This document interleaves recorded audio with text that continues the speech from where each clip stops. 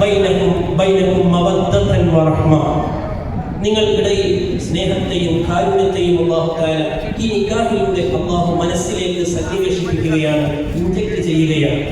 ആ സന്തോഷം, ആ കാരുണ്യം, ആ സ്നേഹം ജീവിതത്തിൽ ഉടനീളം ഉണ്ടാകണം. വാർദ്ധക്യം അല്ലെങ്കിൽ കുറച്ചങ്ങോട്ട് കഴിഞ്ഞാൽ ഏതെങ്കിലുമൊക്കെ ഒരു മരുന്നെടുത്ത് കൊടുക്കാൻ, ചായ ഇട്ട് കൊടുക്കാൻ, ഡ്രസ്സലക്കി കൊടുക്കാൻ മാത്രമുള്ളൊരു ദാമ്പത്യമായിട്ട് നമ്മുടെ ഭാര്യമാർ ഇടകളായി മാറരുത്. മറിച്ച് അവർക്ക് സന്തോഷം കൈമാറുന്ന, അവരെങ്ങോട്ടും സന്തോഷങ്ങൾ കൈമാറുന്ന, മരണം വരെ നബിതങ്ങൾ പറയുന്നുണ്ടല്ലോ, ഒരു ഭാര്യ തന്റെ ഭർത്താവിലേക്ക് അല്ലെങ്കിൽ ഒരു ഭർത്താവ് തന്റെ ഭാര്യയിലേക്ക്, തന്റെ ഇണയിലേക്ക് കണ്ണുകൾ നോക്കി നിൽക്കുമ്പോൾ പോലും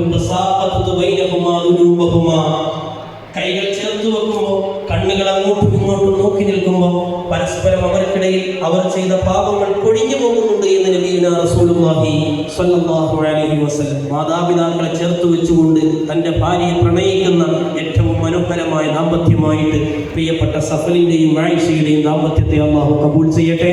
ഇരുവർക്കും സ്വർഗത്തിൽ എത്തിപ്പെടുന്ന ദാമ്പത്യമെന്ന് പരിശുദ്ധ സൂറത്തു യാസീൻ പരിചയപ്പെടുത്തിയ മനോഹരമായ ദാമ്പത്യം അല്ലാഹു സമ്മാനിക്കട്ടെ.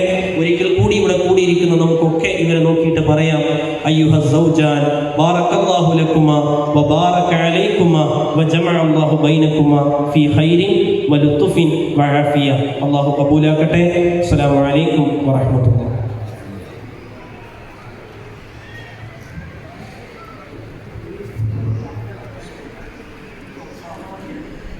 الحمد لله